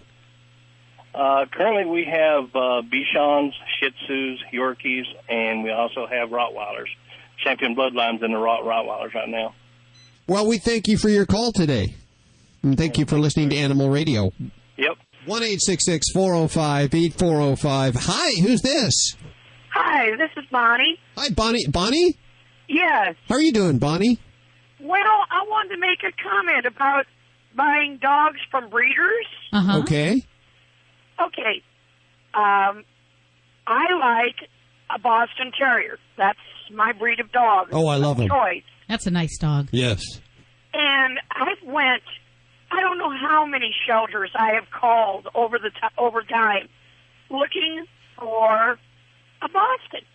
They Sure. never get them. If they do, they're gone. By the time they just get them out in the cage, they're gone. Yeah, that's why I would suggest a Boston Terrier rescue, and that's the best way to find a Boston Terrier rescue. No. I tried that. Okay. Because I just lost my soulmate of 12 and a half years this summer. Uh-huh. I called 3 rescues. One told me because I didn't live in her state, they couldn't give me a dog. And besides that, I was a truck driver. Oh, you don't meet their criteria. 2 other rescues told me, well, we have to have a chain fence in fenced-in yard. I said, he's going to be on a truck with me on the road. Well, yes, but you have to have him in a fenced-in yard. How do you fence in a 48-state United States in a truck? So what you're saying is the criteria, the rules of the adoption agencies prohibited you from rescuing from an agency and actually drove you to a breeder. Yes.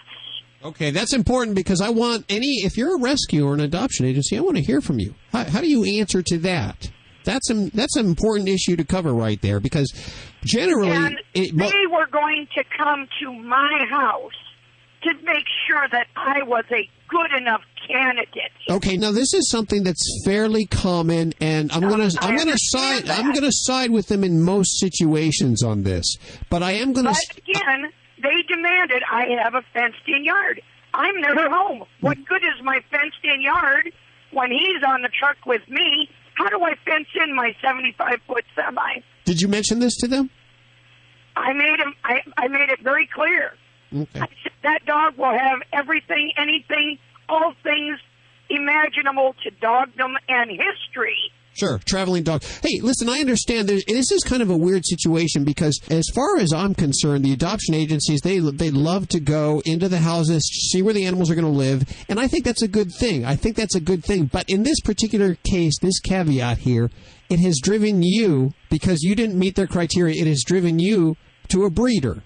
Yes, and they said mostly they didn't adopt to truck drivers. Sure. They need to change. They need to make exceptions. They're kind of like you say, they're driving people away. They have too many rules. I can understand, and rules are good, but they've got to learn to bend a little bit, some of these agencies, and make exceptions. Let's talk about Ladybug, if we can, real fast. Ladybug, the studio stunt chihuahua, who's not a stunt chihuahua, who happens to be a rat terrier, we find out. Anyway, you adopted her from Los Angeles, and they generally don't adopt outside the vicinity, but you were able to talk with them, and you still talk with them to this day. They call you to make sure that the animal is living. You send them videos, you send them pictures.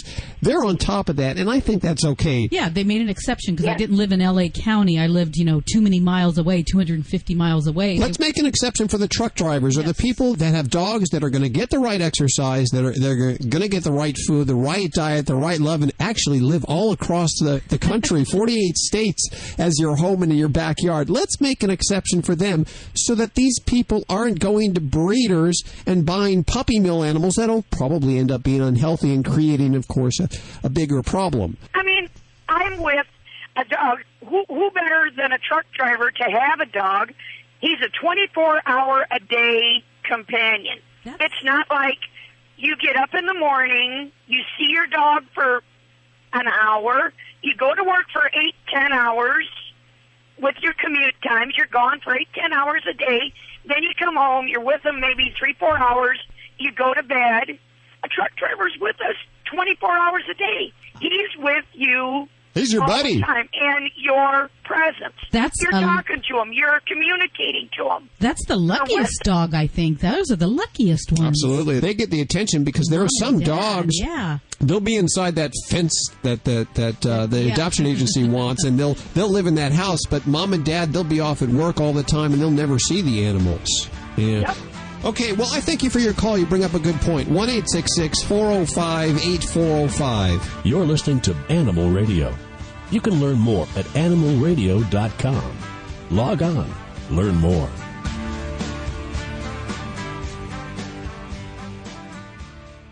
Ever dream of a home free from pet stains and odors? Haven't we all? Now defending your dream is easier with Simple Solution Stain and Odor Remover. The new and improved rapid response formula works faster and better at complete and permanent stain removal. This new bacterial and enzyme formula is more powerful and more effective for those tough pet stains like urine, feces, and vomit. Your dream is our reality. Simple Solution products are available at pet specialty stores nationwide. Hi, I'm Vlad. Let me introduce to you the new concept to the real pet food, AFS.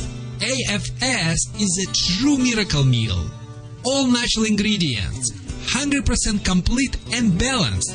No artificial flavors, no coloring, no fillers, no gluten, and absolutely no preservatives. Discover what the magic of the real meat can do for your pet's health. Visit animalfood.com. Those wacky guys from Animal Radio are on the road again. We're broadcasting live from the Queen Mary in Long Beach, California. It's the National Association of Professional Pet Sitters Conference, January 16th, 17th, and 18th. And I'm thinking you should be there. Learn the ins and outs of working with animals and make a great income doing it. If you can't be there live with us, listen in as it happens here on Animal Radio and learn more at petsitters.org. Hey, you want to keep a secret from your dog?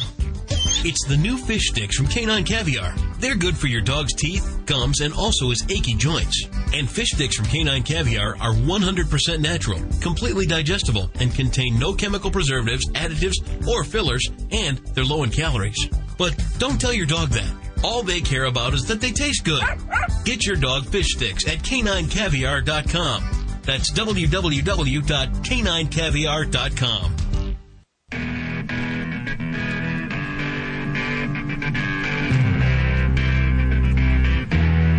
It's Animal Animal Radio, 1-866-405-8405. Some people still opening their Christmas presents like Vlade, who just...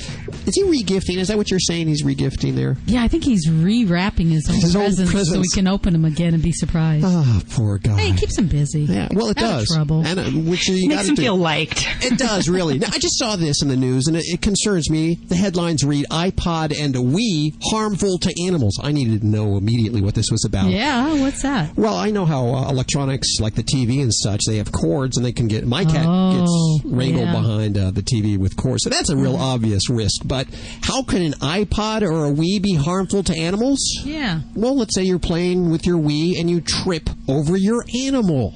Oh. Yeah. Yeah. Now, a survey, according to 3,000 pet owners, this survey done by Pet Plan, they're a pet insurance company, lists the top 10 gadgets most likely to injure pets. Okay, I'm going to work my way up from 10. Number 10, the karaoke machine. Yeah, you'd be singing there and you fall over your pet. Have you had any clients in there with karaoke machine related injuries? I can't say I have. Okay. Not at all. Would they even admit it? The mobile phone comes in at number 9. Number 8, the Nintendo DS. Number 7, the PlayStation. Number 6, the DVD player. Number 5, the Wii. Number 4, the plasma TV. A lot of people getting plasma TVs or got plasma TVs for Christmas. Number 3, the remote control. Yes, your remote control can be harmful to your animal. I can understand that one. Number 2, I have dogs that chew on them. Yes, I imagine. You always hear about that. Some that have even swallowed smaller remote controls. Number 2 is the laptop, and the number 1 most dangerous gadget likely to injure your pets is the iPod, the Apple iPod. Really? This, according, you know what? I just read it, folks. And if you want to see it, you can head on over to animalradio.com where we'll post this list and all this research that they've done there. Let's go to the phones, 1-866-405-8405. Hi, who's this? Hi, this is Dan. How are you? You sound so cheery. Oh, well, you know, it's the drugs. No, I'm kidding. Where are you calling from? Only a joke. Yes, of course. Calling from Woodbridge, Virginia. Woodbridge, Virginia. Okay, never heard of that. Well, it's a small town about 20 miles outside of Washington, D.C. Sounds beautiful. It has its moments. Is it snowy? No, no snow. We've had one day of snow here about a month and a half ago, and then that was the end of it. For now. For now, okay. Yes, it's liable to get ugly. Well, Dan, what's good? We bought a snowblower last year, so that guarantees no snow this year. There you go. Good thinking there, Dan. So what's on your mind? Well, I just heard you talking about strange names for pets. Yes. And about 10 years ago, after we lost my cat, a friend of ours gave us another cat, a kitten, who's had his own name when he came with it. And my wife took one look at him and said, "Oh, his name is Email." Email. I love it. Well, yeah, but that way she says we always have email waiting for us when we come home. That's a true story. Oh, wonderful. Dan, thank you so much for contributing to this today. We appreciate it. 1-866-405-8405 with your strange names now. You're listening to Animal Radio. You can learn more at animalradio.com. Log on. Learn more. This portion of Animal Radio is brought to you by AFS, real food for real pets. Visit AFS online at animalfood.com. Hi, this is Nancy Cartwright, the voice of Bart Simpson, and you're listening to Animal Radio. Don't have a cow, man.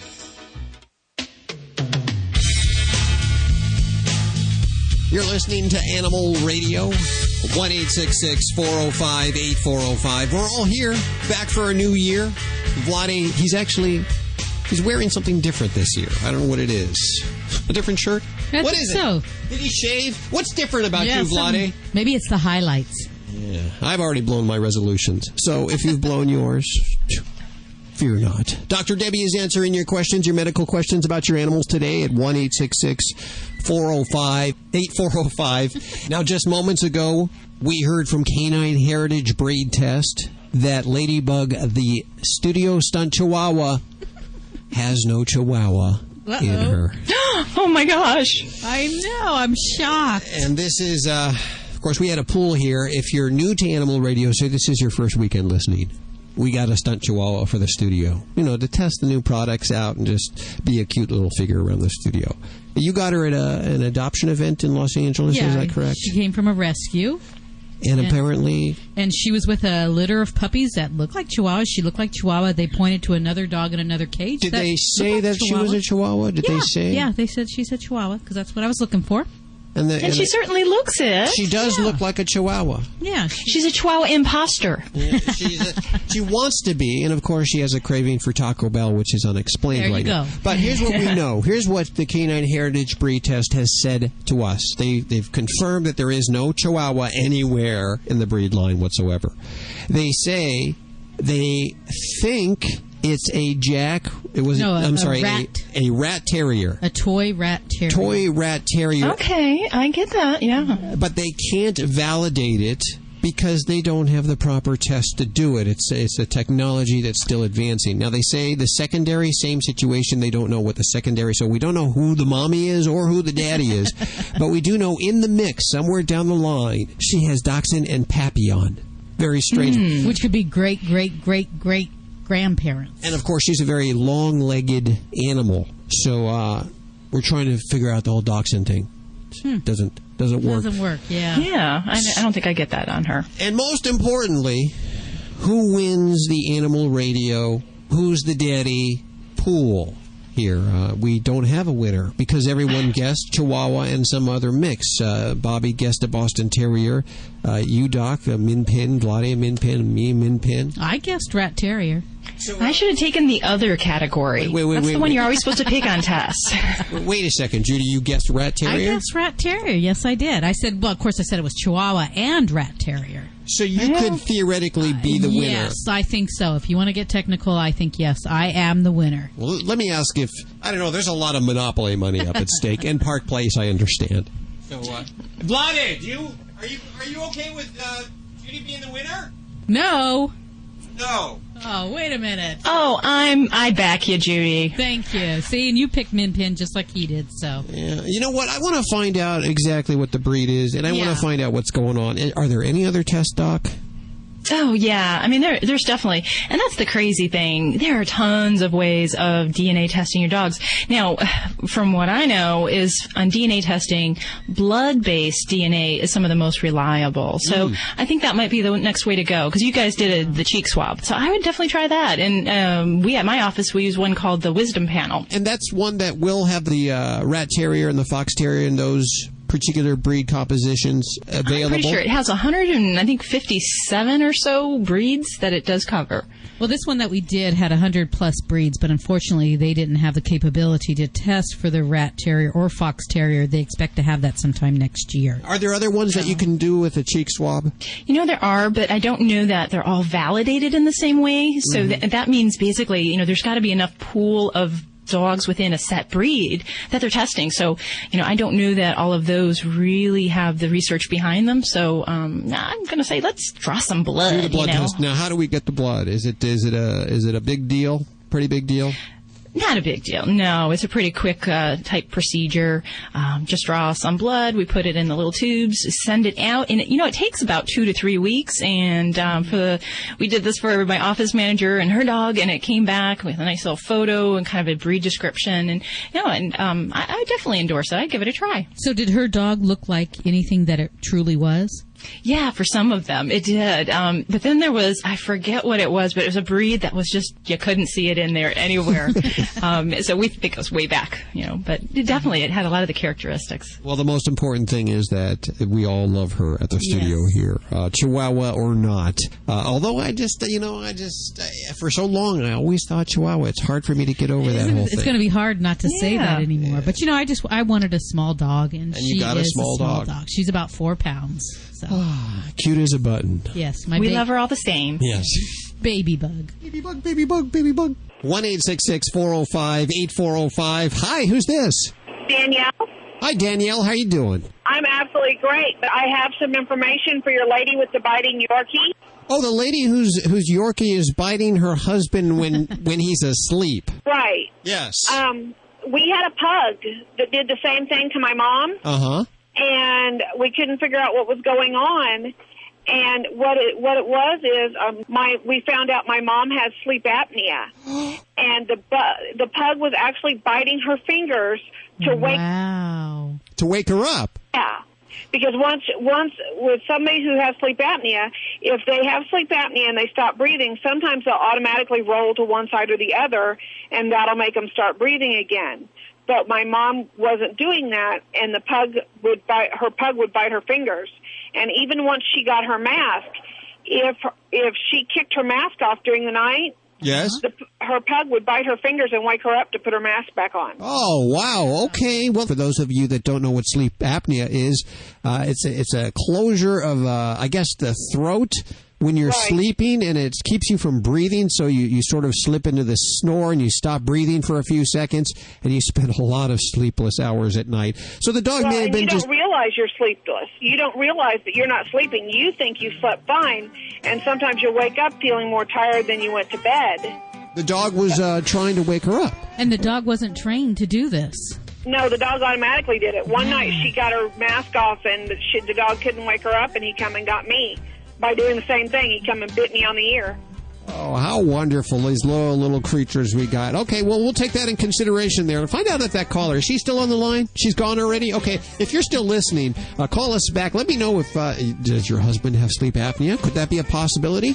1-866-405-8405. Thanks for listening to Animal Radio.